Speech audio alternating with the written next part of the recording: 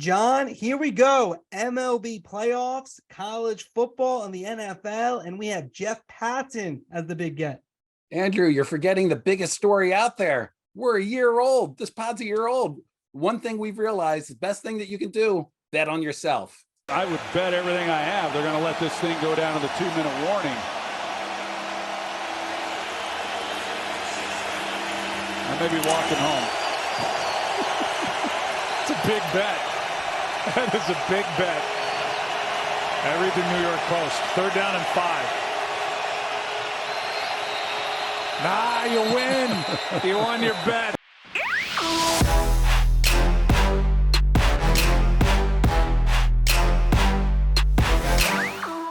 And we're back. The Marchand and Ourand Sports Media Podcast. As John likes to say, we're 1 year old. I'm Andrew Marchand, sports media columnist for the New York Post, and he's John Ourand. John Ourand, the media reporter for the Sports Business Journal. And John, 1 year in the books. I know you're ready to celebrate. I'm more of like, let's just go to the next episode. But, put the, do we have party tunes? Yeah. Andrew, honestly, dealing with you is like dealing with my kids. It's okay to be proud. It's okay to get out there and celebrate a little bit. They're always like, Dad, enough. Leave us alone. Well, that's a good point. You are much older than me, so I could refer to you as Dad. Very good point. 1 year. No, it's been fun. We're having some fun here, but all sincerity, it's been good. The show is evolved as we've gone, and hopefully it will continue to evolve. Jeff Passan a little bit later. So let's just get going. Who's up? Who's down? Who's up? Who's down? All right, Andrew, let me start us off. My who's up? Doug Perlman of Sports Media Advisors. Who's Doug Perlman? Well, he's a guy who talked to my boss, Abe Madcore, your boss, Chris Shaw, and is the brains behind the Marchand and Ourand Sports Media Podcast, which we started October 6th was our first date last year. And it's been a wild ride. It's been a lot of fun. We've had big gets. Scott Van Pelt was our first. We've had Shaq. We've had commissioners like Gary Bettman, Steve Phelps of NASCAR. And it's been a lot more fun and a lot more work than I was expecting for a podcast. And I just wanted to acknowledge Doug, say thanks. He's now the guy that's getting the big rights deal for the Pac-12. So he goes from the Marchand and Ourand Sports Media Podcast to the Pac-12. A little bit of a downgrade, Doug. But yeah, I'm trying to destabilize that. He also a lot of you might say he's who's down for helping to put together this podcast. All right, let's get to the show. Enough with it's 1 year. Great. We have a podcast, and we do appreciate though you guys, everyone listening. All right, who's up for me? Roger Goodell. Why? The ESPN cut-ins to college football. I'm with you. I don't agree with them. And the only one who could stop them, the only one more powerful than the ESPN executives themselves to what's going on ESPN, presumably, allegedly, is Roger Goodell, because ESPN last weekend, they cut into college football. Big to do on social, and college football fans not liking that. And then Monday Night Football comes, and you don't see Aaron Judge. I'm pretty sure the NFL's the one that's saying we're not gonna give. We have 15 million people watching this game, maybe more. Derek Volner, the NFL ESPN PR person, can tell me that number is too low. Anyways, 15 million, 17 million, whatever the number is, between the Manning cast and Buck and Aikman. Are watching, and they are not going to let baseball come in and have Aaron Judge's home runs come up. That's a little inconsistency. So my finger points to Roger Goodell, but it's a who's up for Goodell. Let me say, I actually didn't mind it so much this past weekend, watching the Orioles pitchers rack up, 7 strikeouts over the weekend. Lots of complaints that they weren't, attacking the plate, but I thought they did pretty well. Let me take that into who's down, and my who's down is Charlie Ergen, who is the head of Dish Network and Sling TV. And Charlie, I've covered Charlie for decades. He has a reputation of being a really tough negotiator, and he takes programmers to the brink, and he's the one that decides whether or not channels are going to be on Dish Network or not. Well, over the weekend, he dropped ESPN, and it was a game of brinksmanship. I have never seen Charlie Ergen turn tail so fast. Before 2 full days were up, he had turned around. ESPN and all of the Disney channels were back on Dish Network. They were back on Sling. One of the main reasons they went 1 day without college football. They had Monday Night Football coming up. They have baseball playoffs coming up after this, then more college football, then more NFL.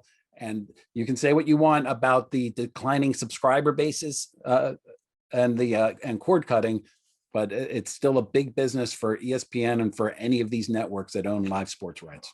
Yeah, I mean, we'll get into this a little bit later, but that's one of the things I've kind of pointed to when we talk about ESPN going direct to consumer and staying on cable, is that the cable and satellite providers, they need ESPN to stay in business. I mean, you could say a lot of people are cutting the cord because they don't want to pay for those things. Yeah, that's true. But a lot of people still have cable because they want sports. And that's what's kind of almost holding it all together. So ESPN gets kind of a bad rap, but it's also, a large part of what's kind of keeping the cable bundle alive.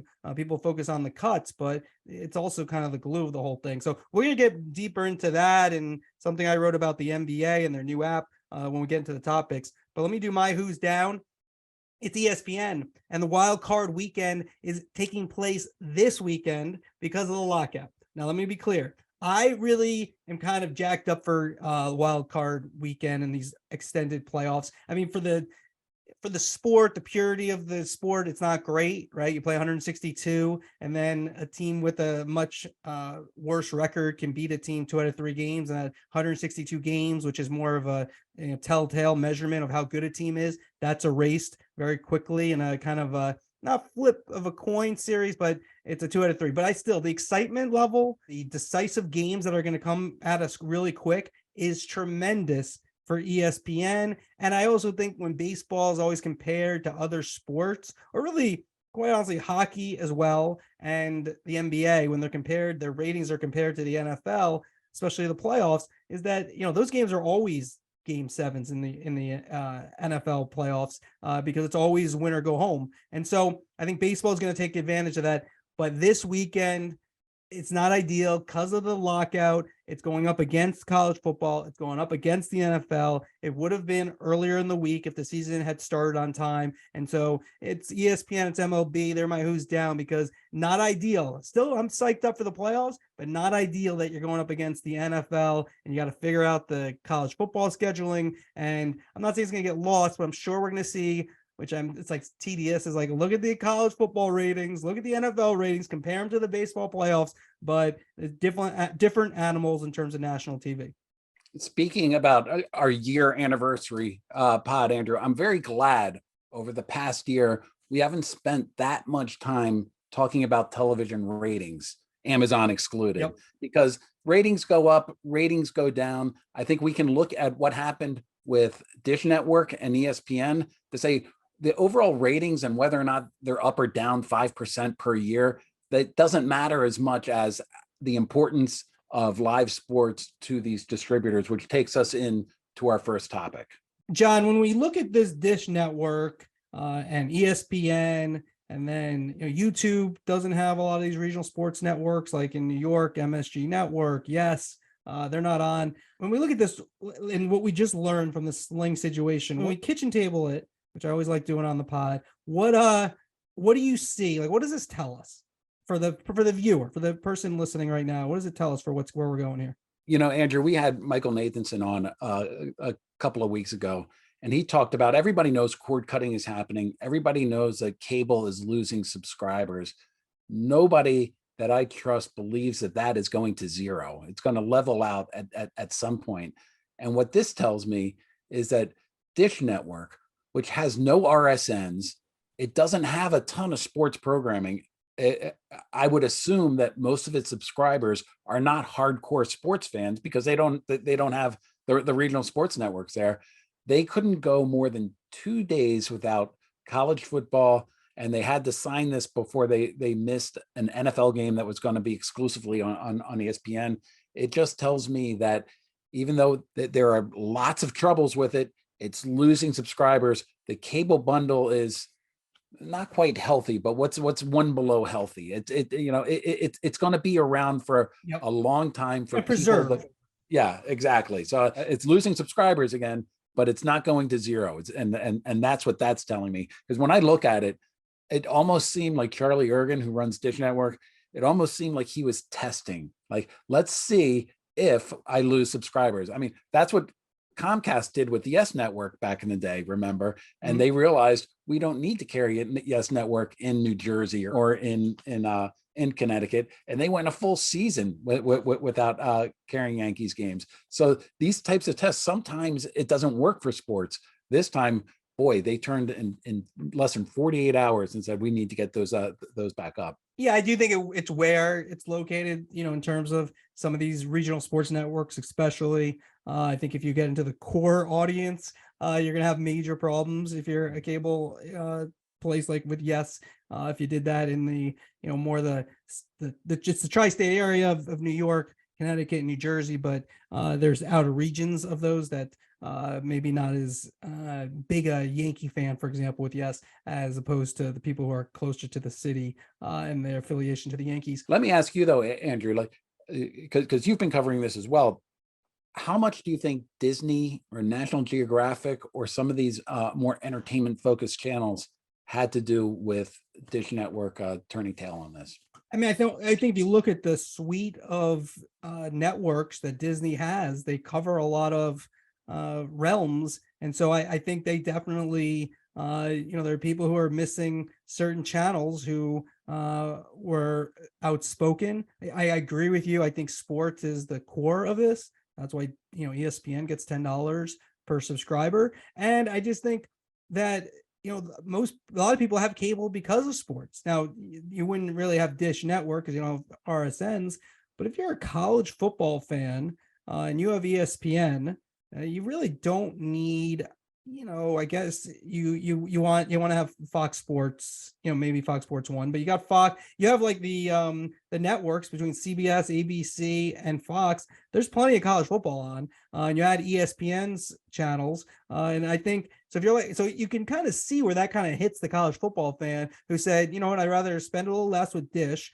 I don't need an RSN. I don't have a local baseball or hockey or NBA team that I watch my RSN. And so, you have Dish Network and you get all your college football. You don't really need, at least not yet. I mean, it's coming where there's going to be more streaming. But at the moment, if you have ESPN and the broadcast networks, you basically have it all. Yeah, my theory is that if you're into entertainment programming, you've already cut the cord. I like sports. My wife would have cut the cord years ago because they've all gone to Netflix. They've all gone to Disney Plus to watch it there. But you had a really interesting story, I thought, in your New York Post Sports Plus. We got to condense these names, Andrew. But it's along the same lines where you took a look at the NBA app that was just released, a brand new app that came out last week. Yeah, so in my newsletter on Mondays for Post Plus, subscriber based, you can, I go sometimes deeper into these issues. And so the NBA last week, we talked about it a little bit. They reimagined their app. And I think there's two things that stick out. Number one, now they have one app for the entire world. So when you talk about distribution and the way distribution's changing, which is kind of what is at the core of when we talk about cable television, that digitally, because of the internet, you can distribute without, you don't need another company, right? We can distribute our podcast, for example, as well as ESPN can distribute theirs, or any of these podcast companies can distribute theirs. Obviously, you can have bigger forums that you're selling from that can help you if you're Spotify or somebody. Of course, that's helpful, but we can reach the same amount of people in theory. And so when you look at the NBA, when you look at distribution, they have created an app now where they'll be able to distribute with one stop shopping to anywhere in the world. So what does that mean going forward? Well, the NBA national rights are up in a couple of years. I fully believe there will be at least one other package when they do their next deal where you'll have an ESPN and a Turner, probably those two, but maybe somebody else who's similar to them comes in and tries to unseat them for the NBA. And then there'll be a third package, at least, maybe two more, but with Amazon or Apple, probably the front runners for that package.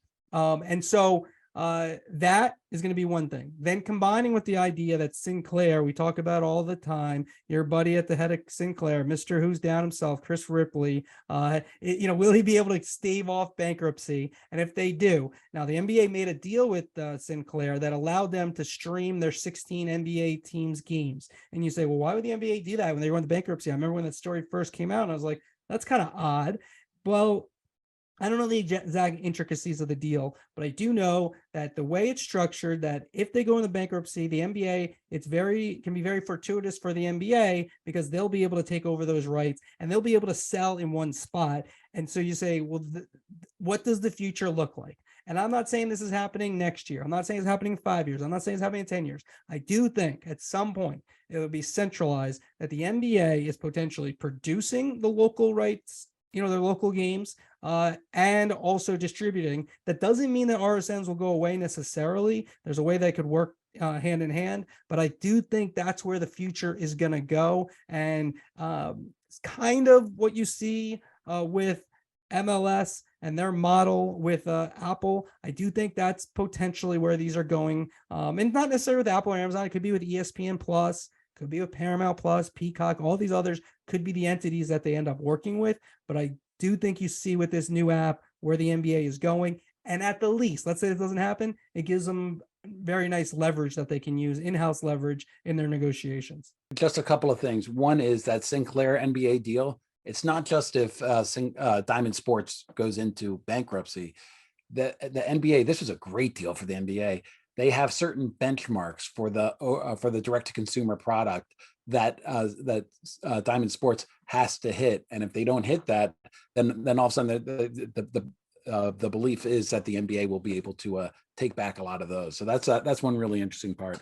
Number two, ESPN and Turner. I think that you and I are in total agreement. It's really important to them in order to keep NBA rights. I would be really surprised right now in 2022, we're 3 years down the road, but I'd be really surprised if they didn't keep it. And I absolutely see Amazon coming in and getting a package of games that's even similar. I mean, the way that I envision this is it's similar to like what they're doing with the Premier League in England, where they have all the Boxing Day games are on Amazon. I can see the Christmas Day games going to Amazon. I could see the MLK Day games going to Amazon. There are different sort of days through the NBA season that I could see that being like, okay, let's strip that out and let's give it to Amazon. And as a final point, I think one of the things the networks are going to be pitching the NBA on is that you don't need to go to these digital guys because we already have direct to consumer. It's called ESPN Plus, Hulu, Disney Plus, or it's called Bleacher Report. You want to get younger, go to Bleacher Report. And so it'll be interesting to me to see if that pitch resonates with the NBA. Yeah, HBO Max too with Turner. And I do think that there's a possibility that ESPN's deal, kind of like what you saw with baseball, where there might be less regular season. That's the NBA's problem, right? Is that two things. Number one, the regular season has just been, beaten down because of players resting and the perception of these games not being that important and feeling a little bit more like exhibitions as you get to the playoffs. A long season, but it doesn't really mean a lot, right? That's why we talk about like the NFL ratings. Every week means a lot, right? There's only 17 games. So that's why those ratings are going to be higher and it makes it more prestigious. So I think that's a problem because if you don't have the stars playing, that's what people want to watch. And the regular season is not as good as it maybe once was. And then secondly, because of social media, you don't miss things, right? If LeBron makes a great play, it's on Instagram and Twitter 2 seconds later with 50 different angles. People put music to it. It's almost even more entertaining in some regards. And so younger people especially, and older people too, watch games like that. I've said this a number of times on the podcast over the last year. When we were kids, Michael Jordan was playing on NBC at 1:00. If you wanted to see him do something spectacular, you had to be engaged from 1 to 3:30. And then if you missed it, maybe it's on your local news. You can catch a highlight, or Sports Center, or I'll drop one on you, Sports Tonight, what that was called on CNN, Fred Hickman and Let's give the George Michael sports machine a little shout out Yeah, here. Nick too. Charles. I was looking for. Yeah. So you had a couple of ways, but that again, you had to plan your evening then. Now, so what is the NBA trying to do? They're trying to keep that fan on their app and offer the game coverage that way, kind of like a social experience, but through the NBA app. But does that work? I don't know. I think it's hard to in game unless you just like don't allow Twitter and Instagram, etc., to have highlights. It's hard to beat those services. I don't know. I don't care who you are, just because they're just omnipresent. And kids are just on those things nonstop. And so to get them to go to the NBA app and pay you a subscription, I'm not sure that works, but you got to try. And it does make sense of what they're trying to do in terms of making it, making the what we think of viewing as a different experience than maybe what we grew up thinking of watching a game, because younger people are they have two screens on, when a game's on, and they're just watching it differently than the way it once was watched before you had so many choices. Let's stick with the NBA, Andrew. Recently, a surprise to me anyway is Rachel Nichols. 10 months after she left ESPN, she's resurfaced as part of Showtime Basketball. She gave an interview to Showtime Basketball, sort of describing how and why she ended up leaving ESPN. What do you make of all that? So number one, well, I do a list to my editor, Mark Hale, every week on Mondays where I tell him the stories I'm looking at. The last couple of weeks, I've had Rachel's name on there. So I never really got to it in terms of looking into it. So I kind of felt like NBA season's coming up, and so something could be going on. I didn't know she was going to Showtime, but look, she needs to get back in. This is probably a good opportunity, as it's high profile, but it's not totally high profile. So it's like she'll be able to get back in and then maybe rebuild her career. I think the punishment was pretty harsh when you look at how everything went down with ESPN. She hadn't made a lot of friends. I would recommend, we've already put in the request to come on this podcast or do another show, whatever, but I don't know if if she only does one interview, to do it with the place that just hired you, that comes across more like PR. I think there were questions to ask that, it was a fine interview, but that, could have been, you go a little bit deeper. And if you want to move past it, I think it's better just to answer the questions in a more objective forum, but that's up to her. But so I think for her, though, to get back into doing, back into the NBA, I do think I think Adam Silver is a big fan, so that can't hurt her long term. And so there could be opportunities. That was one of the craziest, I think, situations in probably the history of ESPN. And they've had a lot of unusual and startling situations. That one was just because it was a year in the making, and we kind of knew about it, and then and how everything went down with the New York Times story is very interesting. But now she's getting another opportunity. Yeah, I'm going to be interested in seeing her relationships with players. I think one of the things that she did really well on The Jump, which was, of course, her show on ESPN, was she had good relationships and she got good guests, and people would sit down with her and talk. You mentioned Adam Silver as being somebody that supports her. Do those relationships remain the same? Are they stronger? Are they weaker? I think that's one area to look, but I can't see this as being sort of the ending point of her career. I think there has to be some sort of other step. We were just talking about the NBA rights in 2025. Would it be at an Amazon? Would Turner come in and have something there? Or something with one of the rights holders? This is a story that's not over yet.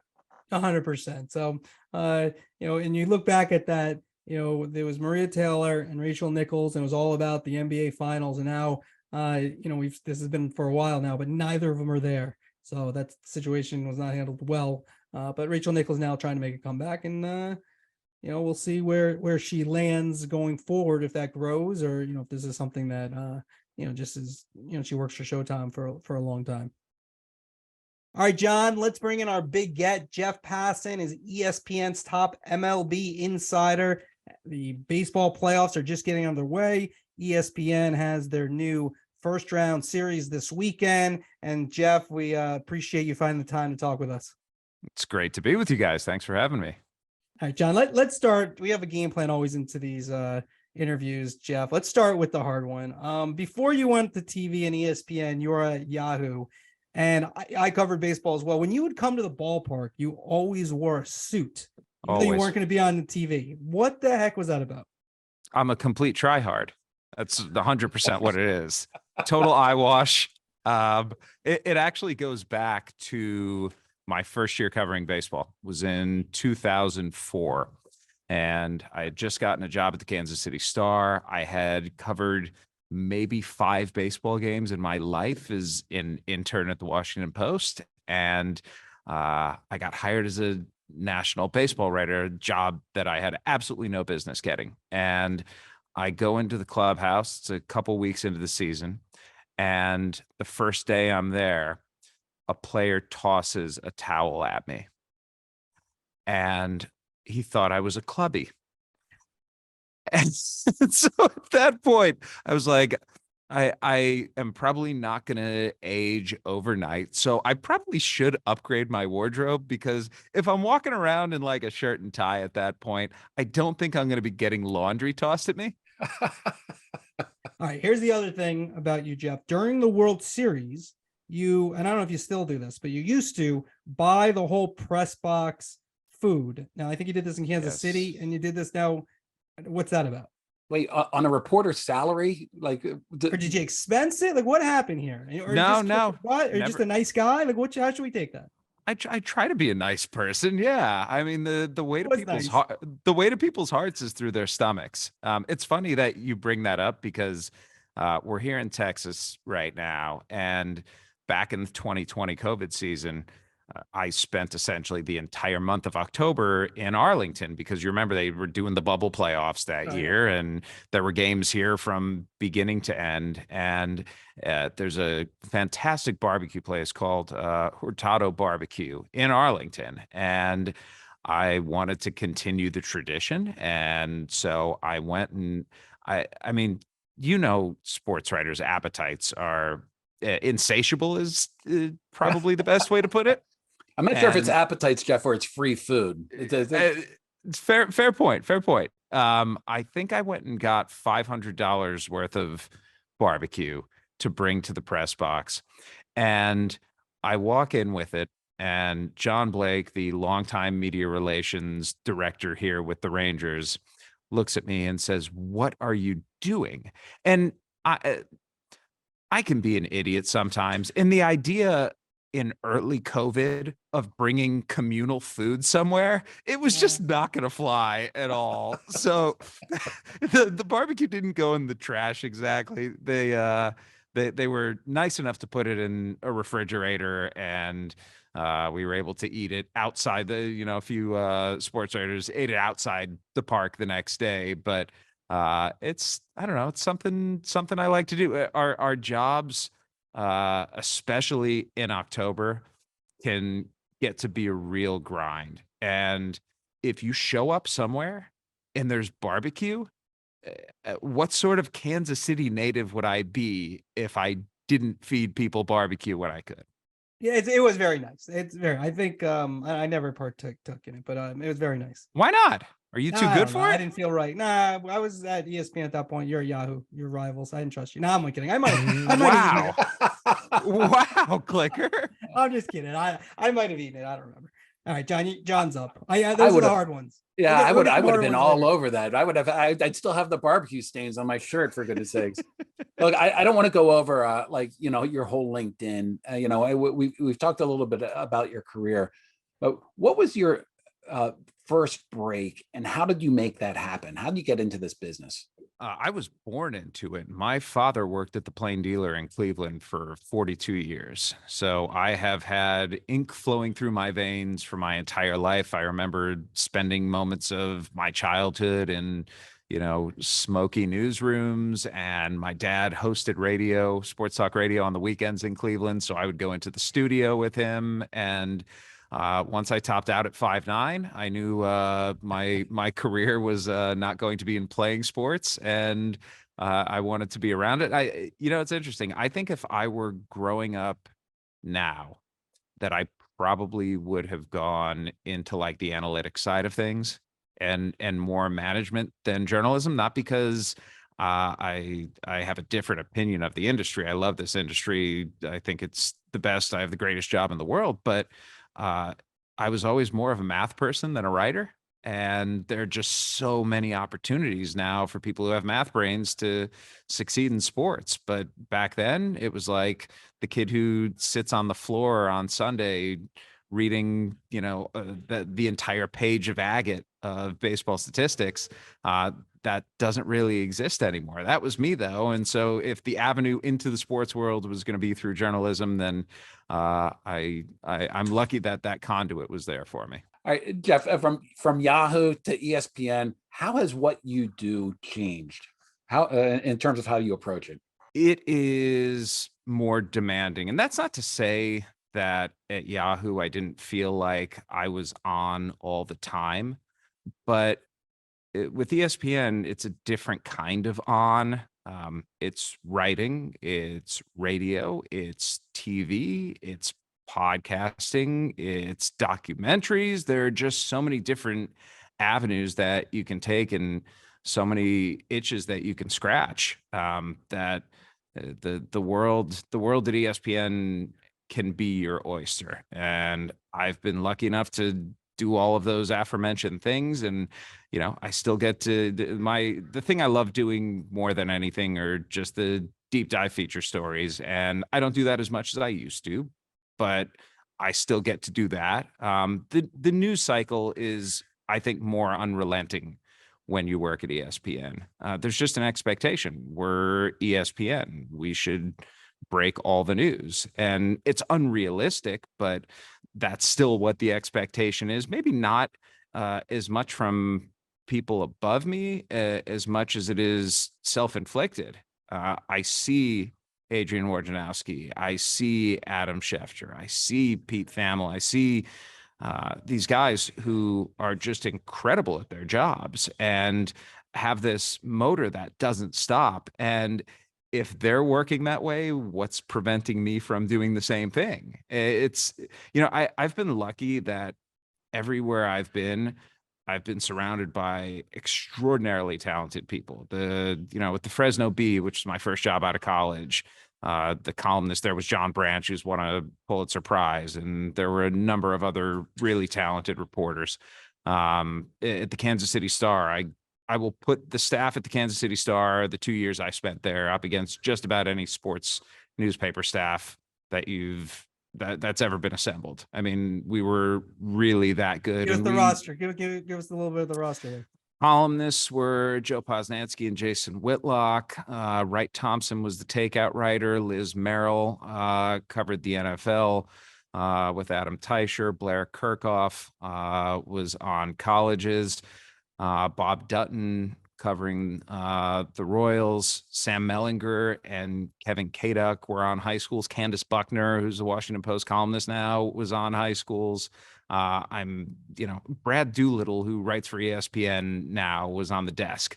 We just had people everywhere who were not just good, but driven. And that was Mike Fannon's the editor-in-chief of the Star now. And he had an amazing eye for talent, and he just absolutely drove you into the ground.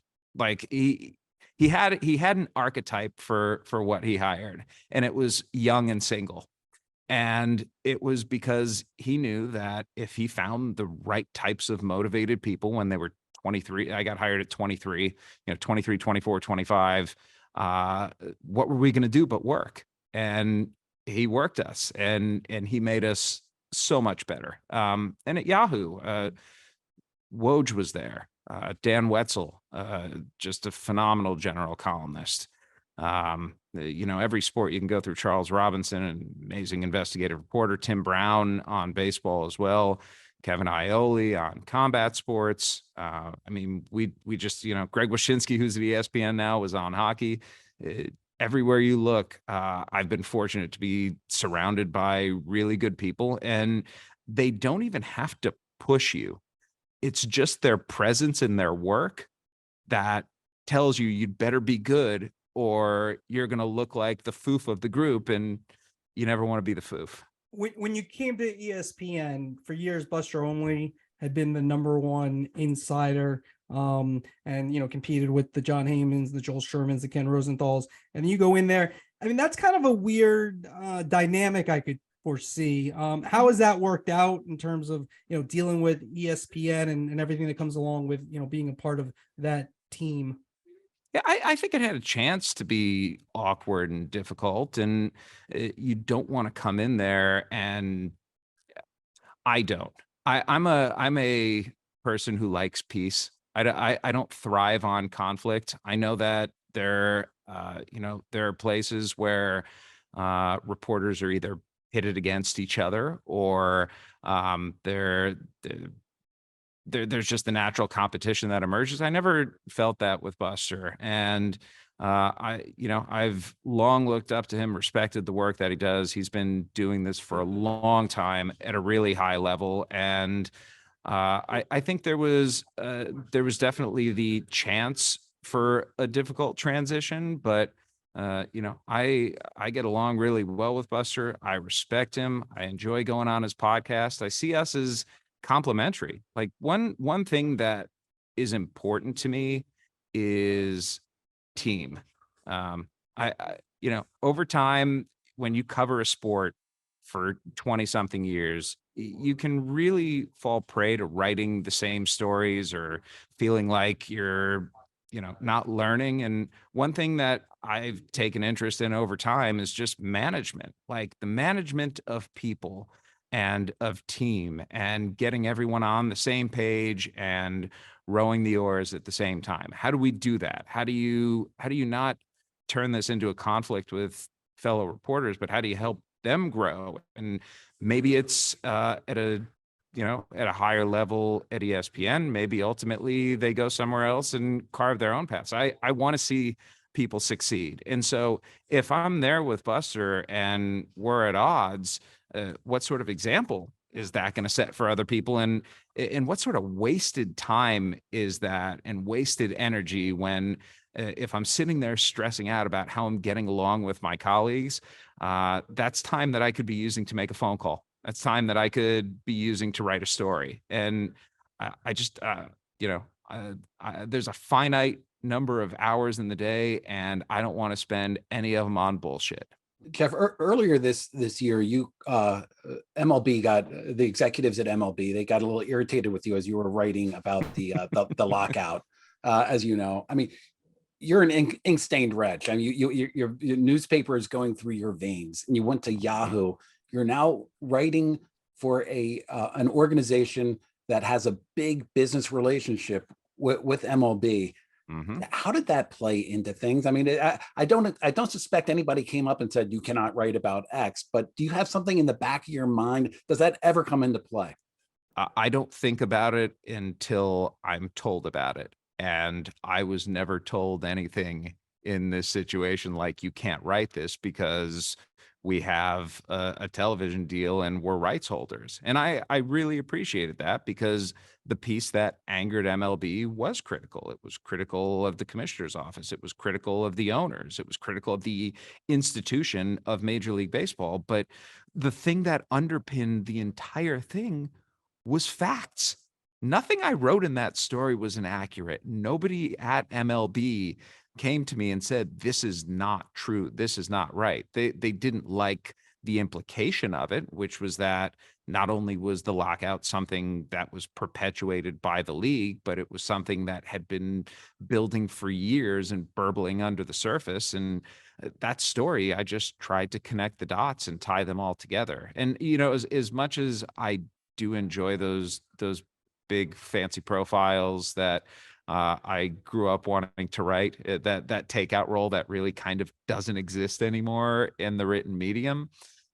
One thing I've gravitated toward is when you're a reporter with institutional knowledge on what you cover, it's easier to take these disparate threads and tie them together to try and tell the greater story. And that's what that's what I endeavor to do as much as anything these days. My job is, as much as I'm seen, I think, is breaking transactional news. No, I want to write the stories that tell what's going on in the sport right now. What are the important things that are being discussed at high levels? What are the impactful things in the game?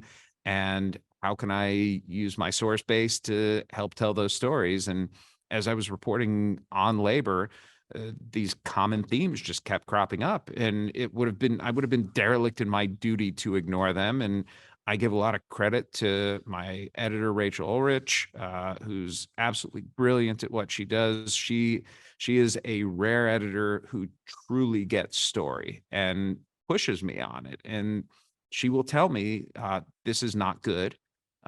This is not good enough. We're getting there. We're finally here. I've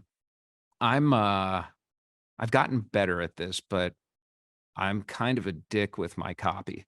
Like, if I write something, it's for a purpose, it's for a reason. And one thing with her, she will bloody up a story unlike I've had anyone do since my father, who actually used to edit me in red pen. So when I say it looked like a murder scene, like when I was when I was a teenager writing, he would go through it with a red pen, and I've never used a red pen because I'm haunted by it. But I'll get a Google Doc back from Rachel, and she'll have shifted things around and rewritten sentences, and I don't mind because she's awesome. And there is nothing better for a writer than a great editor.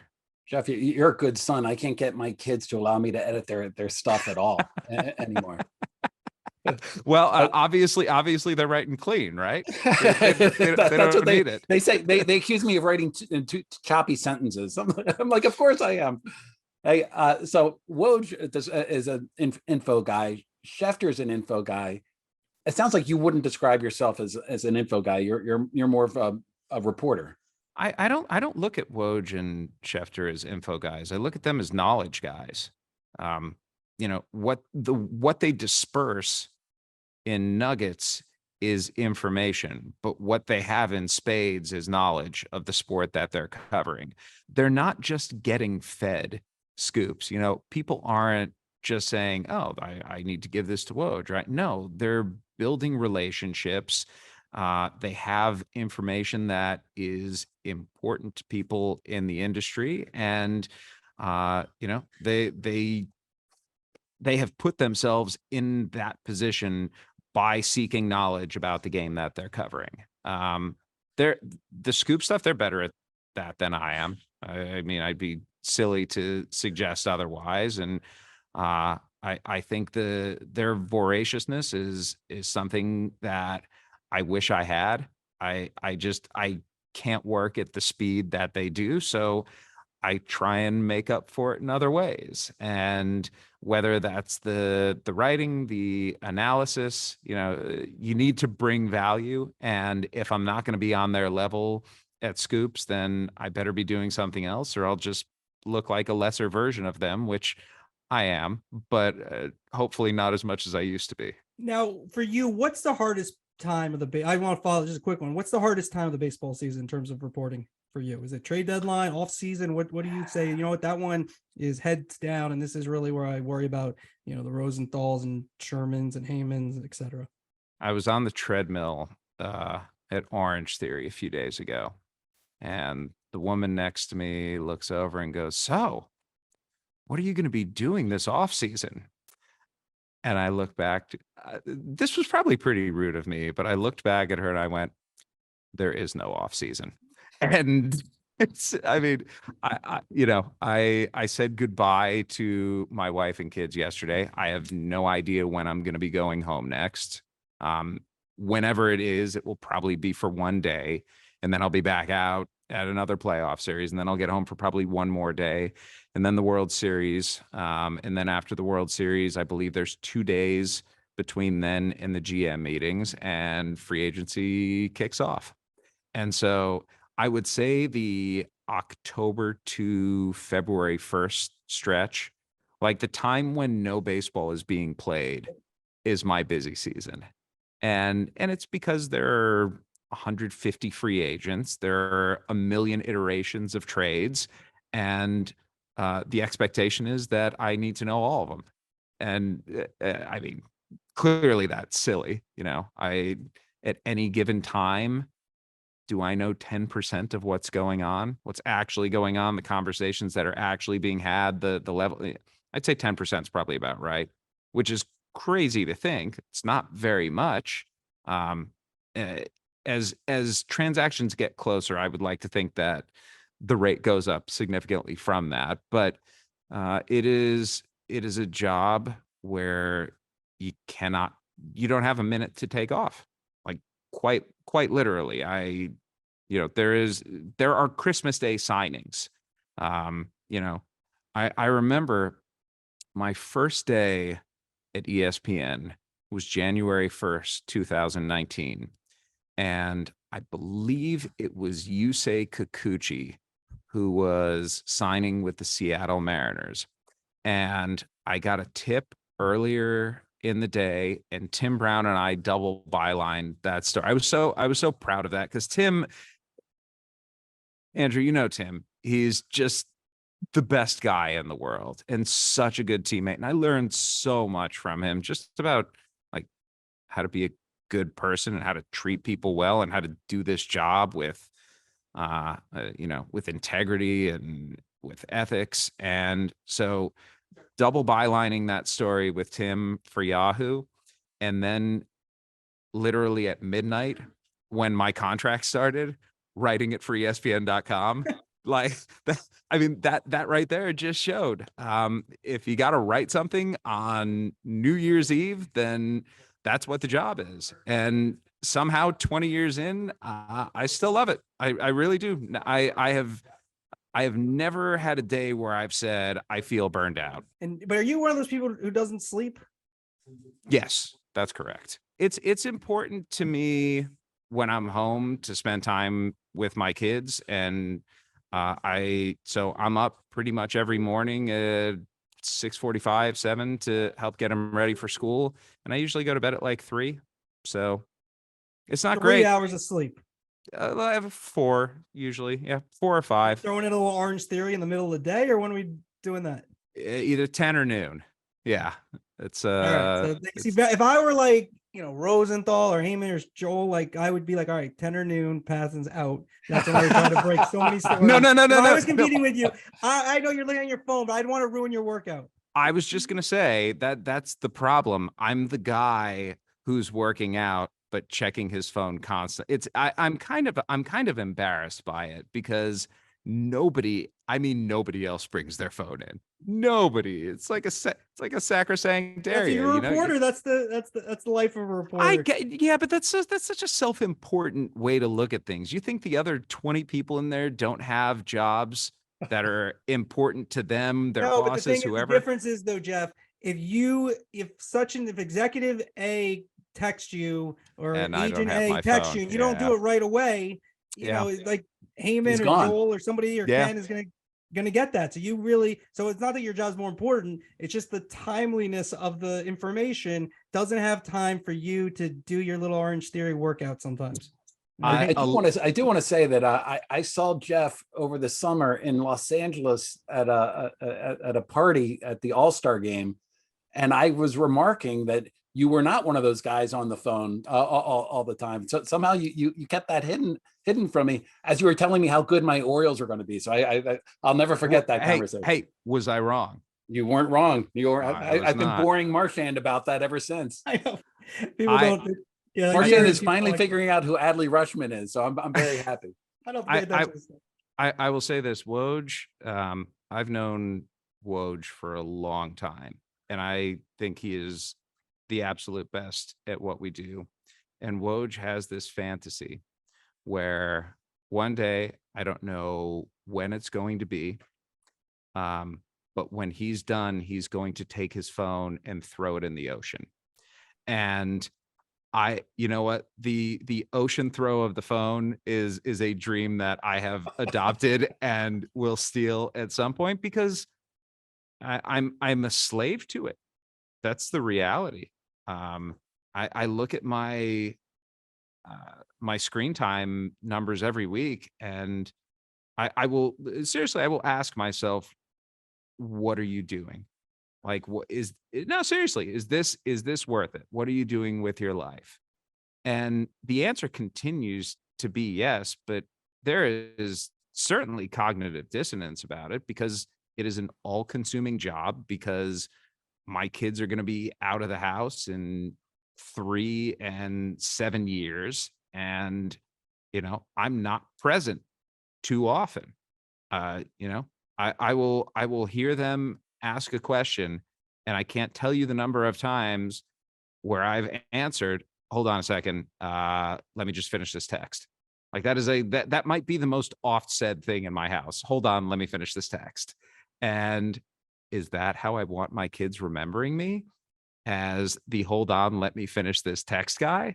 So that's why I need to be up at 7 o'clock every morning with them, toasting bagels and packing lunches and driving them to school, because that is my toe being dipped into the humanity that I feel like I'm missing too often. All right, now my last thing is an important one. The Elmo impersonation. Where did that come from? What's the deal with that? It started in a parking lot at a Chiefs game. It was my older son, and we have twin boys who live across the street from us. And I had taken them to a Chiefs game, and we were stuck in traffic, and they were bored. And I always knew I could do like a weird Elmo voice. And I just started doing inappropriate Elmo. and it had them rolling. So I'm like, all right, we may have something here. And the only reason that like people know about it now is because I can't do a Sean Connery impersonation. I was on Dan Le Batard's show that day, and it was intimidating for me, because it was pretty early on in my time there.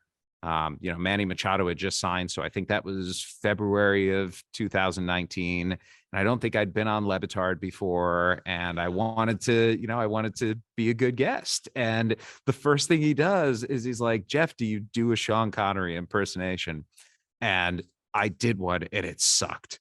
It was just really, really bad. And I wanted to rescue myself somehow, and for some reason, I thought it was a good idea to say, I do a pretty good Elmo impersonation, and it just it worked. And I do remember I was in my office, and I was pacing, I was pacing in a circle as all of this is going on, thinking to myself, I have no idea if this is absolutely bombing. If you go back and listen to it, I'll be like, this is terrible. And Dan's like, no, keep going. And afterward, I hang up, and my wife is there, and I said to her, I may just have ruined my career. No, it expanded your career. Listen, this is our 1-year anniversary, and John and I have gone back and forth in terms of how we should celebrate it. And John was a little bit more of a celebration. So I am going to ask you to do us a favor, especially for John. Can you say happy 1-year anniversary to the Marchand and Ourand Sports Media Podcast in the Elmo voice, just for John? Happy anniversary to the Marchand and Ourand Sports Podcast. Perfect. John, did that work? That was great. Let's clip it. Our socials are going to go nuts. That seems appropriate for a 1-year-old. Here's the thing. What has come of that is I feel like I can be really useful for people, because and I offer this up to friends. I offer this up to sources. I have been taken up quite often on it. If you have a child who's 2 or 3 years old and is being really difficult, and Elmo calls to tell you to stop being that way.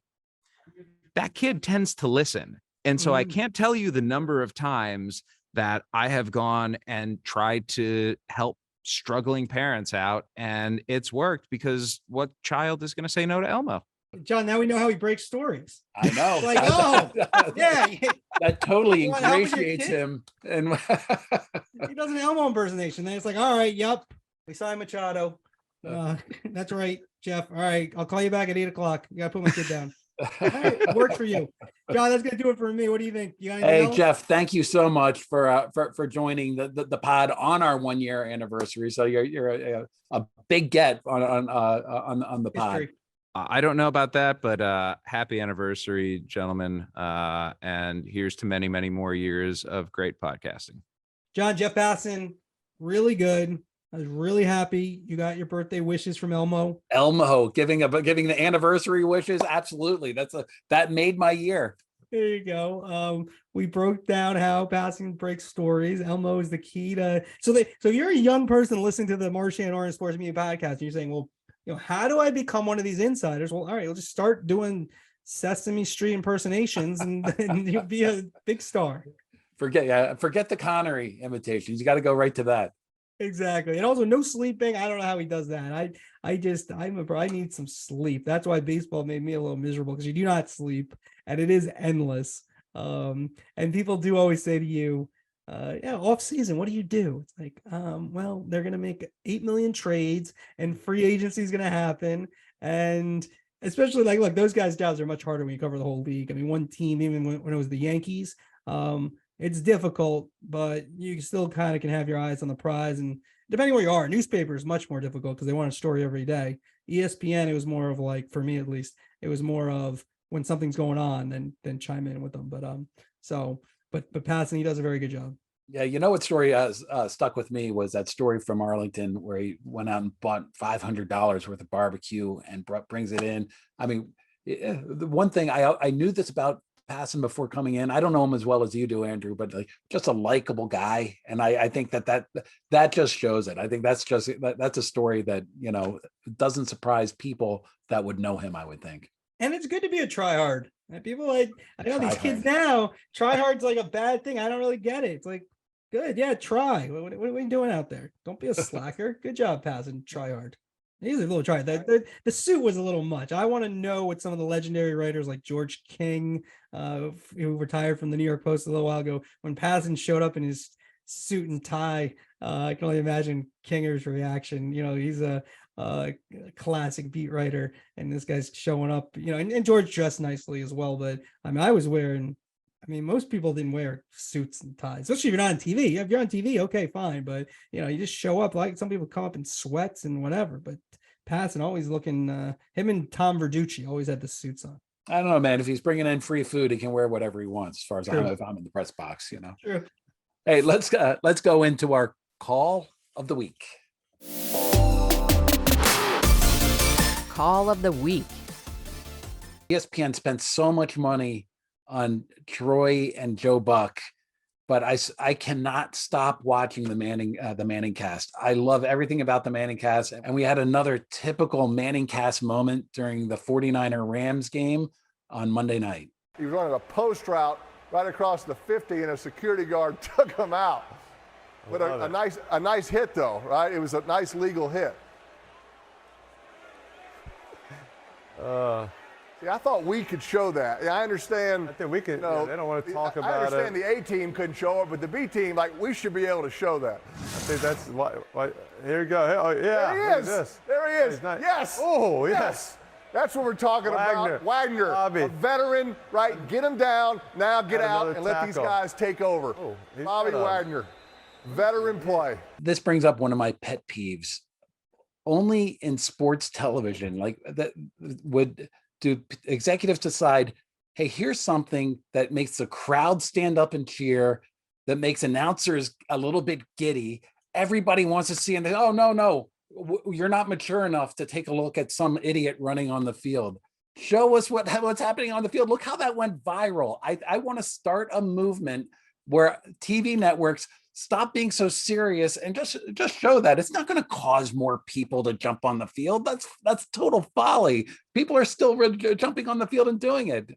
I think it's one of those old time rules that they kind of, nobody probably wants to bring up. Like, why can't we show this? But you're not wrong. Right. By the way, a lot of things. Every time there's one of those and the announcers are like, oh, we can't show this to you, I go right to Twitter and there were like 50 the different videos from people in the stands.